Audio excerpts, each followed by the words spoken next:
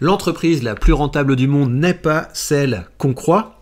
Il y a peut-être un moyen de ralentir notre vieillissement et c'est un moyen qui est assez facile et malheureusement Google va probablement mettre tous les créateurs de contenu au chômage. Voici 3 nouvelles que nous allons débriefer dans cette vidéo. C'est une vidéo qui s'inscrit dans ma playlist Le bruit et le signal. Pourquoi je fais ça? Parce que assez régulièrement les nouvelles qu'on traite sur cette chaîne, ce sont des nouvelles qui se situent à l'écume de l'actualité. Vous voyez, c'est vraiment l'écume des jours, ce sont des choses qui passent, qui font du bruit et qui disparaissent et souvent ces nouvelles qui nous bourrent le crâne bien font qu'on a moins d'intérêt et moins d'attention à accorder à des choses qui sont peut-être beaucoup plus importantes. Et donc une fois de temps en temps, je vais essayer de faire ça une fois par semaine, je vais développer avec vous des nouvelles que je trouve importantes parce qu'avec cette chaîne, j'essaie de rassembler une communauté d'investisseurs et d'entrepreneurs. Et quel est le propre d'un investisseur et d'un entrepreneur?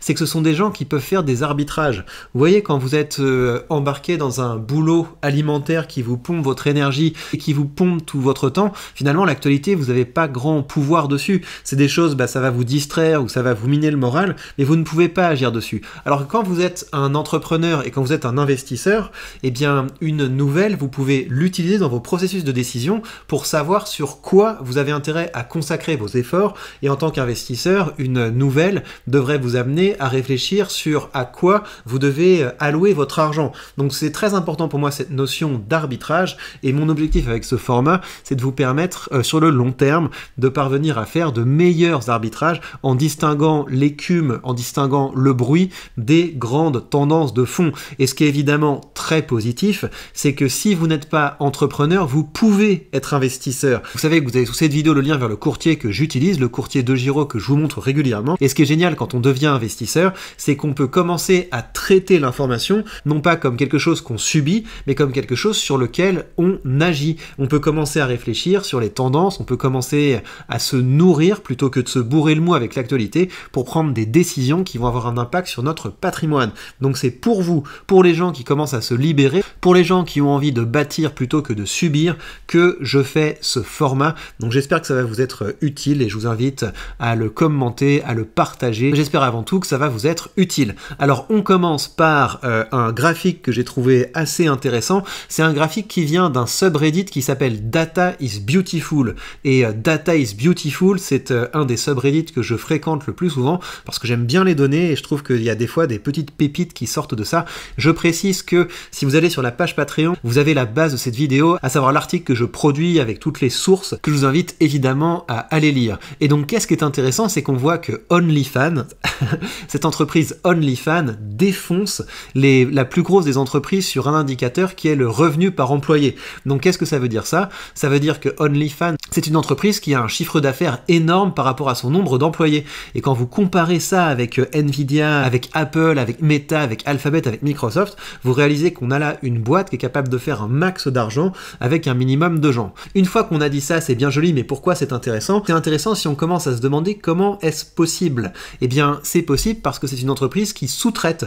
C'est-à-dire que OnlyFans ne s'occupe pas de sa propre publicité. Ce sont les créateurs de contenu qui utilisent cette plateforme pour monétiser leurs performances, qui font eux-mêmes leur communication. Et OnlyFans se contente de récupérer un beau pourcentage, je pense que c'est 20% sur les transactions qui sont réalisées par les gens qui consomment ce genre de contenu. Une fois qu'on a compris ça, l'autre question à vous poser, c'est vu qu'on a apparemment ici un modèle qui est très intéressant, est-ce qu'il y a d'autres grosses entreprises investissables, peut-être dans d'autres domaines, parce qu'on n'a pas forcément envie d'investir ce genre de domaine. Après, pourquoi pas, moi je suis pas un puritain, c'est juste que j'ai pas de temps à consacrer à ça, mais oui, il y a deux entreprises que vous connaissez bien qui ont le même business model. Vous avez Uber, évidemment. Uber ne possède pas de flotte de taxis, Uber ne possède pas d'armée de chauffeurs.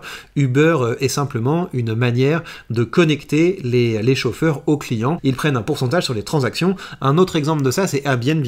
Airbnb n'a pas d'hôtel, Airbnb héberge des gens qui ont un logement et qui ont envie de trouver des clients. Dans une certaine mesure, Booking fonctionne un petit peu de la même manière, mais là on a un business model qui est très intéressant. Pour moi, la question que vous devez vous poser avant de vous demander si vous avez envie d'investir dans Uber, dans Airbnb, etc., c'est à quel point leur public est captif, à quel point il y a un coût pour une personne qui, par exemple, a construit sa communauté sur OnlyFans de changer de plateforme. Là, pour le coup, je pense qu'il y a un vrai coût. C'est très difficile de passer d'une plateforme à une autre.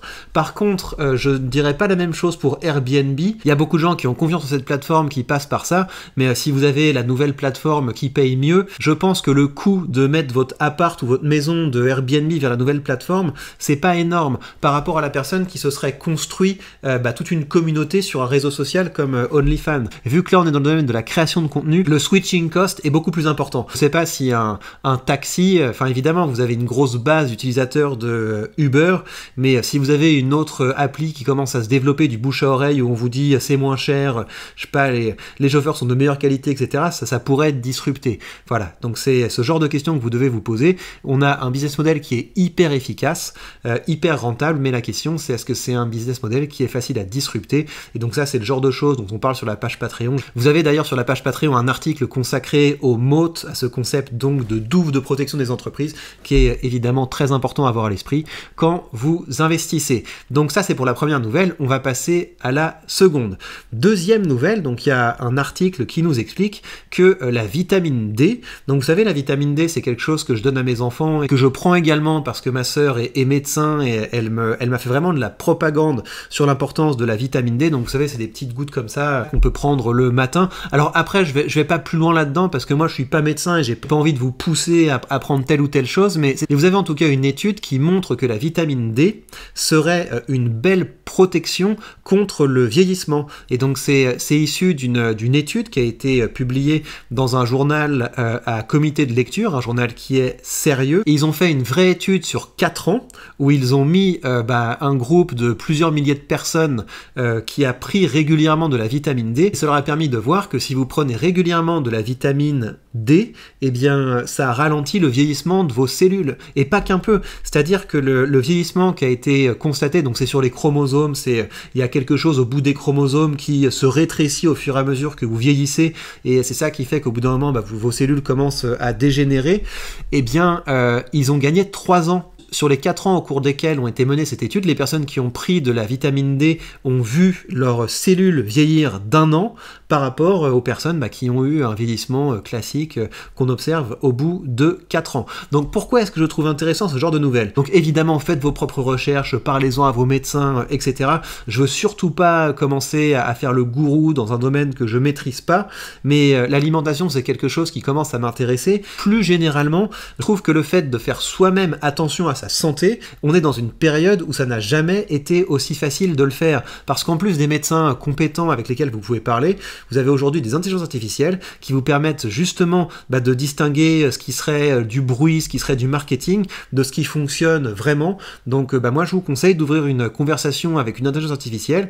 Moi je fais mes courses avec l'IA, hein. Je fais mes courses avec ChatGPT en scannant les différents produits, en lui disant tiens mon objectif c'est ça, est-ce que ce produit est compatible avec mon objectif, etc. Est-ce que tu peux me proposer des idées de recettes? Et donc il y a vraiment aujourd'hui beaucoup d'outils qui nous permettent d'être beaucoup plus responsables avec notre santé. Ne négligez pas l'alimentation parce qu'avec l'activité physique et le sommeil, l'alimentation c'est quelque chose sur lequel vous pouvez vraiment avoir une prise, et je trouve qu'avoir une prise sur sa santé, c'est quelque chose qui est tout à fait motivant et qui est donc de plus en plus accessible. On en vient à la dernière nouvelle, et cette dernière nouvelle c'est que il y a beaucoup de gens qui sont intimidés par la nouvelle IA qui crée des vidéos de Google. On commence à avoir plein de vidéos qui émergent où c'est assez difficile de faire la différence entre ce qui est une vidéo produite par cette IA de Google et ce qui est une vraie vidéo. Donc on a des petits machins comme ça qui sortent du type des unboxings. All right, let's get this thing unboxed.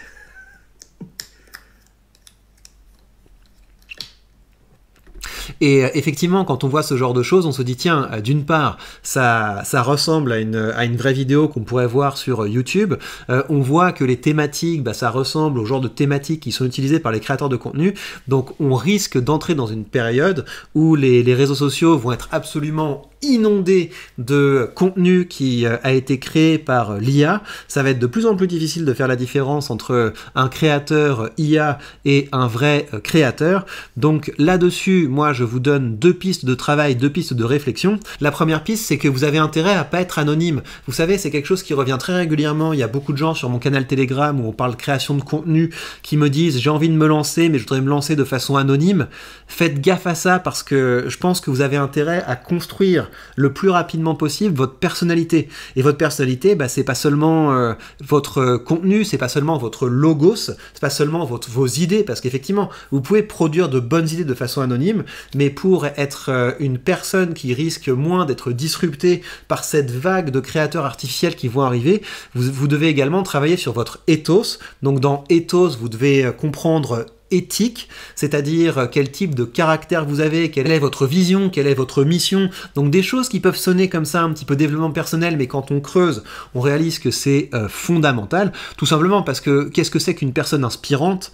Une personne inspirante, c'est une personne qui a été capable d'aligner ses valeurs, son discours et ses actes.